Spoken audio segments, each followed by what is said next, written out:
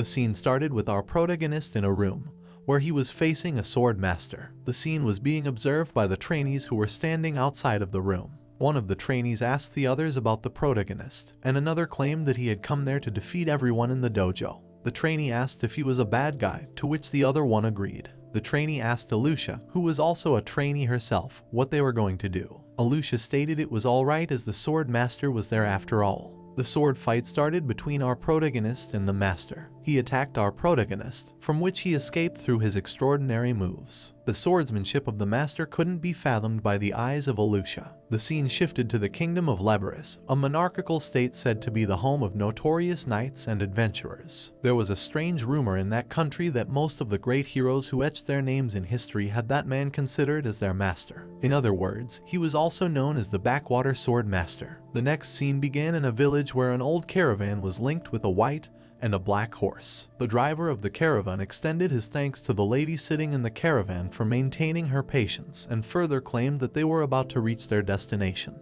The lady in the caravan was watching the surroundings through the window and felt nostalgic. After this, the next scene started with a house where an old man with long hair and a beard came and saw his son already practicing at such an ungodly hour. The old man called out his son's name and asked if he could be a good son. The old man showed him his desire to see the face of his grandkid before his death. Afterward, Beryl, his son, claimed that he took over the dojo and the pupils had increased there. He further asked his father if he was not a good son already, to which his father answered by saying he was almost there. The old man questioned him about the presence of a good girl among those pupils, to which Beryl said that the dojo was not a place for flirting. Beryl further asked about who would want to marry into a backwater dojo family anyway. In that kingdom, every swordsman aimed at becoming a knight or an adventurer. The teacher, in touch with the sword from the cradle, also had the same goal. He dreamed that one day he would go to town or something and save many people with his sword. He practiced a lot day and night, but in the end, he could only become a teacher for basic sword self-defense in the middle of nowhere. Well, that was how it was, and he stated that it would suit someone who was of his height. He wondered about a pupil when he listened to the footsteps of someone. A girl out of somewhere claimed that when she grew up, she would marry the teacher. The teacher, after listening to it, remembered a kid who said those same lines once. The girl entered the room where the teacher was practicing and asked him to pardon her intrusion. The teacher wondered if she was Alusha. He stated that it had been a long time since he could barely recognize her, but she said that he looked the same as always. The teacher was happy to see her and claimed that she was all grown up. Alusha Citrus was a distinguished person, and she was the head of the Liberio Knights and Royal Knights. The teacher said that she was already a natural by that time, and she learned just by watching and mimicking his moves. When the 4 years passed, there was nothing that he could teach her, and when she left the dojo, he gave her a sword as a parting gift. He was stunned when he saw that she still had that sword and told her that she could get a better sword than that in the city. She chuckled and said that sword was fine for her. After that, he asked her how he could help her that day, and she stated that in addition to the responsibilities she had as the head of the knights, she also had to instruct the men in fencing. The teacher was amazed and stated that it was awesome. An instructor was responsible for guiding and training the knights, and being an instructor for the Knight Order was basically the best swordsman in the kingdom. The teacher said that seeing his student as a royal instructor made him so proud. She stated to him that she recommended him as a special instructor, and they agreed with no objection, which made him smile. Being serious, she further said that they, the Order of the Liberio Knights, would like to have him as their instructor. As being the royal instructor for the Liberio Knights was the best swordsman in the kingdom, he thought, why would he be? She stated that there was a carriage waiting outside and requested him to come with them since they would need to make adjustments to the program. He asked her if it would be too sudden. She then showed him the imperial decree with the royal seal on it. The teacher accepted and moved towards the caravan. He asked her if he could go in with his shoes. Hold on. If you guys are loving this video, make sure to comment, "We are loving it," because that is how I get to know that. Now, getting back to the story. The scene started in Valtrain, which was said to be the capital of the kingdom of Leberus. In the official garrison of the Liberio Knights, Alusha announced that from that day on, her teacher would cooperate with the Liberio Knights as a special instructor. She further stated to all of the knights that she required each and every one of them to exceed all expectations. The teacher was feeling amazed while looking at the knights. One of the knights among those claimed that there were over 100 people there, and just from the way they were standing, he could tell they all were very skilled. She stated that her teacher far surpassed her likes and required everyone to submit their applications for their training. She asked her teacher to give a few words. He was feeling shy while standing in front of those knights and asked her what she was saying.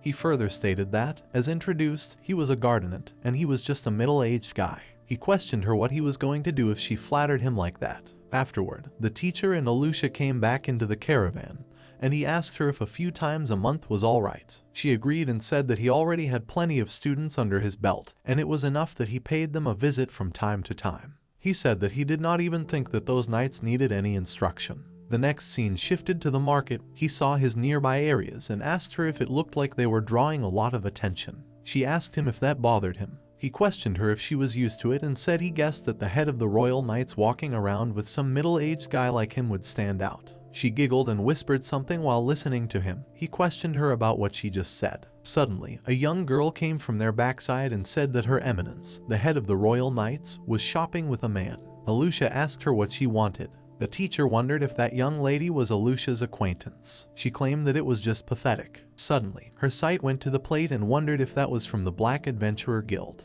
She was stunned immediately as that was a sign of the strongest of the adventurers. She further asked what was the matter. She asked with stunned expressions if he was Beryl, her teacher. He wondered if he was not wrong and if she could be Selena. She put her hands on his shoulders and replied that he said exactly as she was Selena, and asked if he still remembered her even though it had been 20 years already. He asked her if he was glad that she was doing well. He thought about 20 years ago when she was an orphan and he took her into the dojo and taught her the sword for about 3 years before sending her for adoption. Alusha asked her that the teacher was busy that time and requested her to take off her hands immediately. Both of them were looking at each other in an angry manner, and that was why the teacher was not feeling well. Selena asked him if he would like to drop by their guild as well as she could show him around. After listening to it, Alusha got outraged and said that he was going to walk around town with her and that was not the time for Selena to enter the stage. The people in the market were watching them and said those were Alusha, head of the Royal Knights, and Lysandra, stating them as a dragon twin blade. One of them asked about the old guy standing between them. Being stuck in the conflict, the teacher asked for help. The scene then shifted to a workshop where the owner firstly showed respect to Lysandra. She wished him a good afternoon and said that she just wanted to show her teacher around the place for a while. The owner agreed and stated that they had a fine batch of steel which had arrived recently. Everywhere they went, people started gossiping or showing respect and said they had truly become great women. The teacher thought that it was the Night Order's forge, and they had got some pretty good swords there. He asked if that one sword was also for sale, to which the owner answered that if he would like, he could give that a try. The teacher agreed, and they both came into a room where a big wooden block was attached over a structure. Lysandra stated that they would get to see their teacher using a sword for the first time in a while. Alusha also said that it had been a while for her as well. He thought that she just saw that recently. Even if he had a sharp blade, he still had to use his own strength even for cutting through a fish's spine. The wooden block, which was developed in the East, also had similar resistance to that of a human body. Often the blade would not only fail to cut through it, but it might even get bent. He said that day was pretty tiresome and asked himself to calm down and just concentrate. He attacked the wooden block with his knife and it got cut at once. Lysandra stated that it was so sharp as always. Although the attack was so sharp, the block was still standing. She said they didn't purchase anything and asked the owner if that was all right. The teacher then said that he didn't bring much money as well. The owner was trying to say something but stopped just after saying it. She asked him about that sword, and he replied in a serious tone that he knew. He said that one of the apprentices must have mixed them up. He went to the apprentices and said that the sword was not finished yet and it was blunt. He asked them who told them to put that sword for sale. The teacher asked him if that sword was blunt. The teacher was still in form. The scene began at night, in the jungle, where the caravan carrying the teacher was moving towards his place. The teacher was wondering about his role as the instructor of the knightly order. He thought that it might be biased on Alusha's part, but he had no doubt that it was a huge step forward in his career. He pondered that he shouldn't be trusted with such a role, and they were basically fooling those knights. He thought if he messed up, then not only he but also the girl who appointed him would get in trouble, and he had to think of something. He decided that when he was back home, he would figure that out as he was tired. When he reached his home, his father told him not to come home for a while. After that, he was shocked. The next scene then shifted to a different house where our protagonist was sitting in front of Alusha. She asked him whether he was kicked out or what happened. He started telling her about the whole incident, that when he reached his home, his father and another man were there, and the guy said that it was a long time since he saw him. The teacher asked if that wasn't Landred, and he heard that he had become an adventurer. The teacher was glad to see him, and the guy replied that he looked very well too. A girl standing just beside him said that the truth was that she just had a kid, and after that, the guy replied that he thought he would take that as his cue to retire as an adventurer. The teacher was stunned to see that a guy who was younger than him was married, and he asked and said that it was good to be with his family. He asked him what he would do from then on, and his father replied that he had put him in charge of the dojo. After listening to it, our protagonist got stunned. His father asked him to get his butt to Valtrain and fulfill his duty. Landred asked the teacher to leave it all to him. Then, his father asked him while he was at it, until he found himself a wife, not to come back. After listening to it, Alusha whispered a few words, to which he asked what she just said. He asked if he meant it was terrible and said that firstly, he had to find himself a place to stay. He stated that he was sorry for asking for help about such a thing, and she replied that, no, by all means. She felt shy while asking him what he said about staying at her house. He got stunned a bit after listening to it and denied. The next scene shifted to a different place in the mansion. He asked her, that was the Adventurers Guild, and it was the first time he had come there, quite a lively place. She stated that since he was looking for a place to stay, she thought somewhere with many people coming and going would be best for gathering information.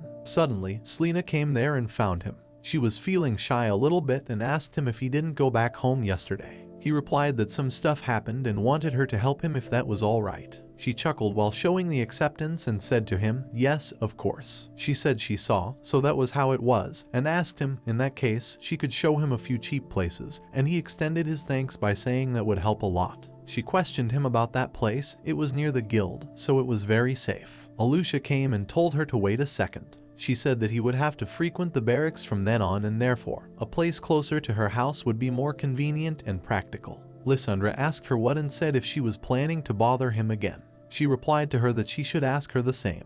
After a while, a man said on the first floor, and he asked what. Both the girls were standing on the opposite sides of the table and looking at each other in a very fuming manner. All of it was seeming like they were having a sword fight in their minds. But in the very next moment, the teacher asked what it was. Lysandra asked her if that would be a draw, and she replied that he would just stop it, and Lysandra agreed with it. He asked if to stop what and thought. For a moment there, he really thought they would draw the blades. The next scene shifted to a different mansion where a man said to the teacher that this was the room. He asked him to please give his best regards to Lysandra. The teacher agreed and said, of course. He thought that it was honestly a pretty nice room. It was a little far away from the barracks and the guild, but the market and the blacksmith are nearby. He said that it was thanks to those two. Alusha looked a bit grumpy, and she said that her plan was to live near him. The next scene shifted to a room where our protagonist was sitting on a chair with a table. He was having some drinks there and exclaimed about whether he was a disgrace or not.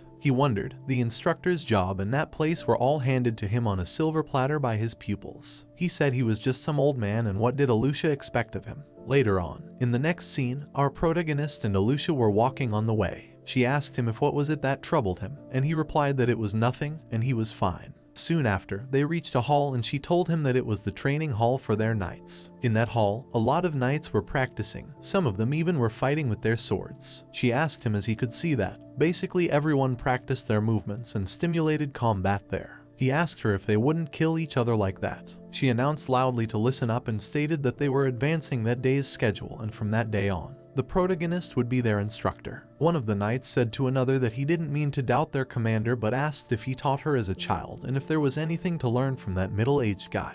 The teacher wondered. As he expected, he was not very welcomed around there, and those stares were vicious. Suddenly, a girl called him out in a loud voice. She waved her hand at him and said that it was a long time since she saw him. He wondered if she was Kuruni. She giggled and pondered that she finally got to greet him. He asked her if she was a real knight herself and said that made him so happy. She replied, not at all, and she still had a ways to go. She exclaimed that she was very glad that she would be taught by him again, and she could only go to the dojo for about 2 years, after all. After all of this incident, he had tears in his eyes, and Alusha asked him what was the matter. Kuruni also said sorry to him, and he replied, no, that was not it, everyone was just so grown up then. He thought about how long he was going to depend on his pupils, and it was time to man up. Alusha asked her to refrain from chit-chatting during training, and then she replied, yes, sir. The protagonist was not feeling good and wondered that he was just an old man and emphasizing on the man word. Right after, a young guy came and asked to excuse him, Commander Dono. She asked him what it was. The teacher then suddenly remembered that he was the rotating slasher from before. Kiruni said to him that good job during his practice session.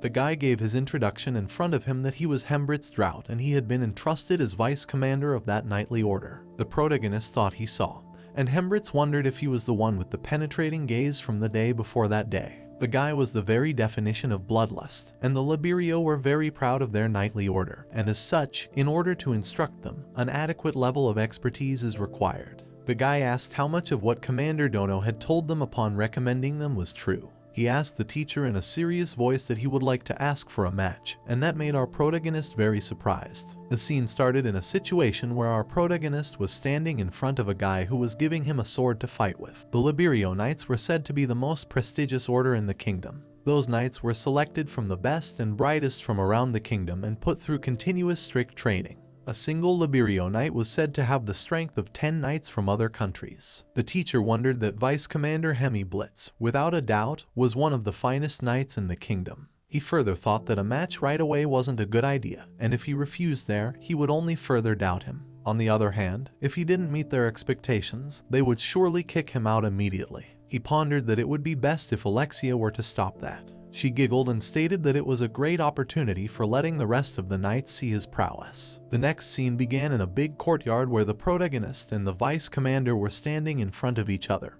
holding swords within their hands. One of the knights asked why they were gathering, and another knight replied that the vice commander was having a match with the new instructor. The teacher thought that he couldn't put that off at that time. On the other hand, Kiruni was worried for the teacher and asked if he would be okay. Alusha asked her what she meant. The vice commander was a superhuman. He was the kind of person who could take down a charging bull with a stick. People had broken their wrists receiving strikes from him. Alusha asked her if it was fine and to keep her eyes on him. The vice commander thought that when he heard the commander's mentor was to train them, he was overjoyed. He further wondered that they called him the Backwater Swordmaster, and he was curious if he could help to further his own sword. But when he finally arrived, he was just a middle-aged man with no vigor. At the time, he had his suspicions and thought that the commander was a loyal person, and if their former teacher asked for a position, how could she refuse? He thought that if he was mistaken, so be it, however, and he was in the presence of the strongest knights in the kingdom, if he was just a parasite. The vice commander, having his sword in his hand, further wondered about what was going on with that killing intent, whereas the teacher thought that if he was trying to kill him, the teacher was focusing and exhaled, asking himself in his mind to pull himself together, and he would at least lose gracefully. The teacher asked him to concentrate, and both of them were staring at each other with full focus. Alusha called to begin the fight, and the vice commander ran towards him to attack with his sword. But the teacher was so quick that when the commander waved his sword towards him, he just protected himself through his moves and just after put his own sword over his neck. Someone asked if the vice commander conceded a point. One of the knights said to another, "Did he see that?" And he replied that it was too fast. Kiruni also didn't understand and said what just happened. Hemblitz stepped in immediately, lunging at the teacher's throat, and that was a feint. He did a right slash at the unprotected torso, but the teacher caught the blow, and Hemblitz was thrown off balance from the swing. And then the teacher swung for the neck. That was how it went. Kiruni was so surprised after listening that it just happened in that split second. Hemblitz again tried to slash him with his sword, but the teacher stopped his sword by using his own sword and just hit him straight away at his face. Hemblitz stated sorry and said that maybe they should stop and there was no problem. He thought about how far could the teacher see with his eyes, and the teacher asked him if he was alright. Alusha stated that the teacher's strength lay in his eyes, and Kiruni was just so stunned by looking all over the incident. She further exclaimed that the opponent's breathing, line of sight, how they move, center of gravity, grip, and style of swordsmanship, even the smallest detail, caught his eyes. He was sharpened to the utmost limit and a sword of clear sight. The commander wondered how many times he had died, and he started to slash again. He commented that the technique, even the commander couldn't see through that the very first time. Alusha exclaimed that here it was, the vice commander's revolving slash, obstructing his sword's intent behind his back, and it became impossible to read the timing. She further stated that 1 foot from the initial strike, it was too late to avoid. Combined with Hemblitz's strength and centrifugal force, the enemy's defense would be cut off. The commander waved his sword towards his neck, but the teacher was even quicker than him. He took his sword and put it straight away on his head. The vice commander was stunned after seeing all of it and wondered that he was the real deal. The next scene started with Alusha remembering her time when she had her fight with the vice commander. She wondered how poor the vice commander was. If not for her, he would be the commander. When their fight was over, she asked him if he had a weird feeling, and he agreed. He stated that when he faced her, if he should put it, it felt like they were looking in different directions. He asked her why she decided to become a knight. When the fight was happening between the vice commander and the teacher, he put his sword over the neck of the vice commander, and all the knights who were gathered there were applauding him. Alusha announced that it was enough. The next scene shifted to a different place where Kuruni said that in celebration of his teacher's appointment as their instructor, they cheered their glasses of drinks. Alusha was so happy in having her drink and snacks. He asked her if they should ask for another round of ale. Alusha was feeling very shy at that moment and stated that the meal was so good. Kuruni commented that the commander had a very high tolerance, and he wondered if there'd come a day where he would drink with those kids. When he was just having his drink, the vice commander came there and asked him to allow serving him the drink. The teacher extended his thanks to him and said sorry for having a whole banquet like that for him. The vice commander replied, "Don't worry about it, that place was cheap." Kuruni was a bit angry as she also wanted to serve the teacher. The vice commander stated that many guild members, including him, were very much obliged to him. He further stated that he also wanted to apologize for his rude challenge and requested him to let him do the honors. Afterwards, the vice commander also had a drink and said that he was so impressed by him. He exclaimed that he was so ashamed for not believing him. Kuruni commented that the vice commander got fired up when he got drunk, and then he asked sorry for being fired up. The teacher claimed that it was fine. Alusha asked him whether she told him or not that someone like her couldn't hold a candle to him and wondered that the alcohol is surely making its way. She asked the teacher what he thought of dueling with Hembrits. He agreed and stated that he was strong and his arms had a strength outside of human range, especially the rotating slash. He made him stand on one leg so he couldn't properly dodge or counterattack. He further commented that if he took the blow straight on, he would be hit and cut through, sword and all. It was very well conceived. The vice commander was surprised and wondered if he managed to analyze it just from that brief moment. The teacher commented it would be over if he took even one blow, so he had no choice but to walk around to dodge. He asked him if one was able to get behind him during his rotating slash, he would be able to dodge his sword and get into his blind spot.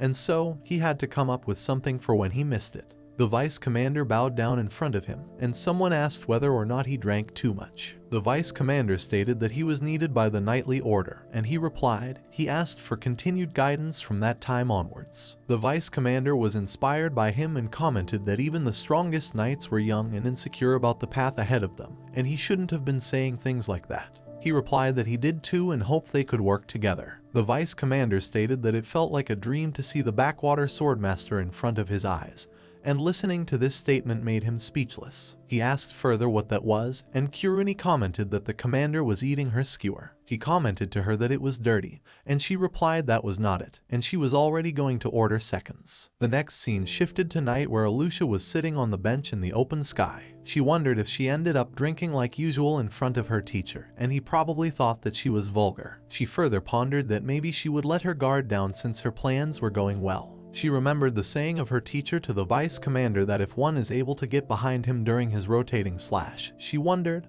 He said that as if that were easy. She further remembered that she also managed to dodge the first time when she saw that attack, but that cost her own sword. She thought that he was incredible as always. She remembered when she was practicing under the guidance of her teacher, and she asked what was that.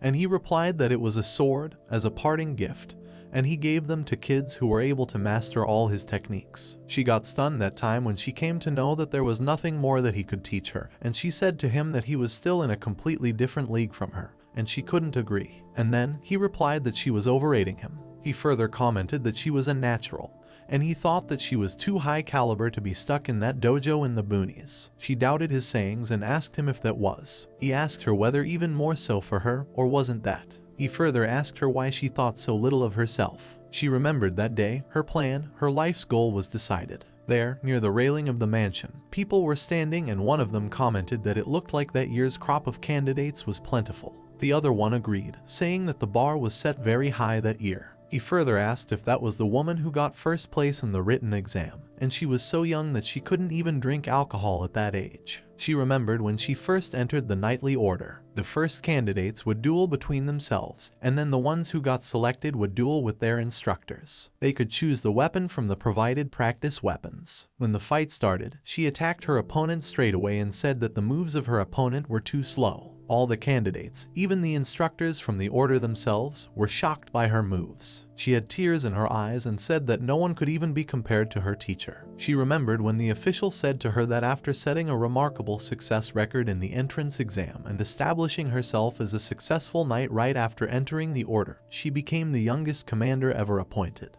He wanted her to be an instructor, saying there was no one more qualified than her. He knew it might be busy taking that job while keeping her public duties as commander, but he stopped speaking. She replied that she had been waiting for that moment and she should gladly take the offer. However, she mentioned that there was someone more qualified for the role than her. She asked if he would listen to what she had to say. The reason why she became a knight was to prepare a stage worthy of her teacher. She further stated that he might think she was an overbearing, selfish woman, and she was sorry as she had no ambitions like the other knights. Still, just thinking that no one would ever know about his swordsmanship was too much to bear. She remembered an old time when her teacher said to her that the other kid only got a bruise and that would be fine. They just had to ice that a bit. She remembered sitting under a tree, and he said that it was just a competition accident and asked her to go back. She had tears in her eyes and replied that she was sorry of all people, and she couldn't look him in the face. It was her fault for putting him in jeopardy like that. He denied and asked her if she wanted a hanky. He exclaimed that honestly, he was just glad that she didn't get hurt. She asked him if that's how it was, and he replied that it was not like it was good that the kid from the other dojo got hurt. But of course, when it came to his own pupils, she replied that she was not so mature, and he replied that as long as she was safe, it was no bother for him. She had tears in her eyes and hugged him. She came back from her memories and said that her teacher's swordsmanship had started from that time onwards. She wondered that he would build a new era, and in the near future, he should be rightfully called a swordmaster. The teacher laid down in his bed as he drank too much again. The scene began in a library where two girls were present, and one asked another if she had heard about the incident, that it seemed like Liberio's vice commander got completely crushed at the trial duels. Fissel replied, saying a poor thing, and she hoped that his cute face was left unscathed. She said that first, she had heard that, and then Fissel asked her if he was against the commander. She denied and said that it looked like that was not the case. It was a new instructor, and Fissel again asked her if what was it again, and she replied, the backwater something something. Fissel asked her if it was the backwater swordmaster, and she agreed and said that was it. Fissel asked if he was Beryl, the teacher. The west side of town was a commercial district, and there were plenty of shops. The teacher and Kiruni were traveling inside the caravan.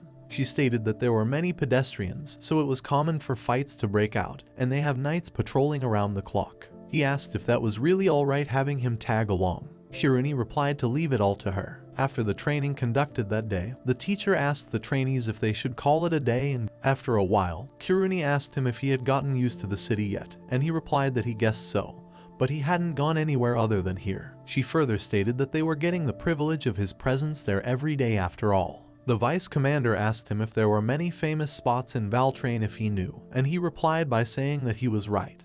He had come all the way to the big city, it wouldn't hurt to take a gander. Then, Kiruni claimed that in that case, she could show him around as she was on the duty to patrol the west side after that, and asked him if he came with her. The next scene then shifted to a market where Kiruni told him that it was the biggest market in all the west side and he could buy whatever he needed there, and she came there very often. The teacher was surprised when he saw that there were too many shops. He wondered why he didn't know where to look. She tried on a dress there and asked him what he thought, and he replied that it was so young. Suddenly, a girl appeared in front of the teacher, and she asked if he was Beryl, the teacher. He didn't recognize her at first, but suddenly Kiruni said that she was Fishin. He asked if she was an acquaintance of hers, and she agreed and replied that it had been a while. She asked him if he had no heart, and she was sad. Just after, his sight went to her sword, which made him remember that she was Fissel, and she said that his answer was right. She further said that he didn't recognize her at first, and she was so sad. He apologized for that and wondered about her, that she was quite the quiet kid,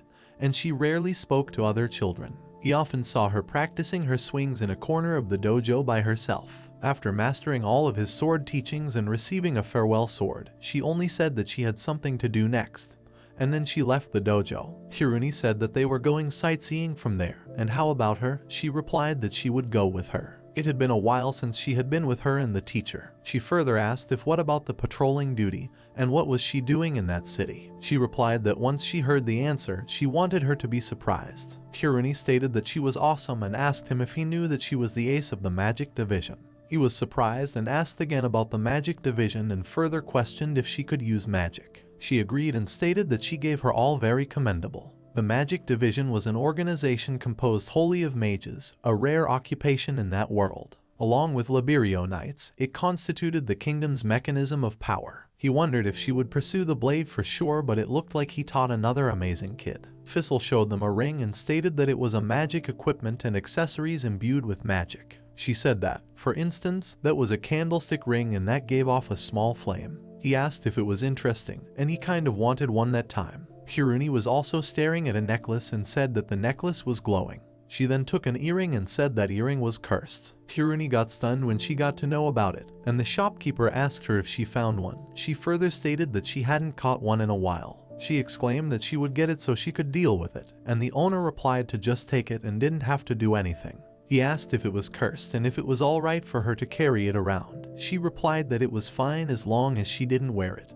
and as long as all the conditions weren't met, its powers would not activate. He further asked why did that happen, and she answered by saying that there could be many reasons: a grudge, bloodthirst. Some people also made them to make those mages look bad. There were many people who still opposed magic, and that was why, she asked him, she was giving him that. He wondered if it was a bracelet of rest, and she replied that if he wore it while sleeping, it would greatly relieve her. She further commented that his training at the knightly order must be very tiring. He pondered if wasn't she a great kid and stated that he wanted a matching bracelet too. She asked him to please spread the word, magic was there to help them. After that, Kiruni stated that she became a great mage, and it was kind of sad that she wouldn't be seeing her swordsmanship anymore. She replied that she would let her choose something next time, and it was a promise then. A while after, someone shouted that there was a thief and requested to please arrest them. The teacher looked at two guys and asked if they were the thieves. Fissel asked if she would do it and asked him to watch, and Kiruni commented that it was her job. And just after, she took out her sword, and he wondered if she drew and asked if she was not going to use the magic. She first attacked one of them with her sword, and the thief just fell on the ground.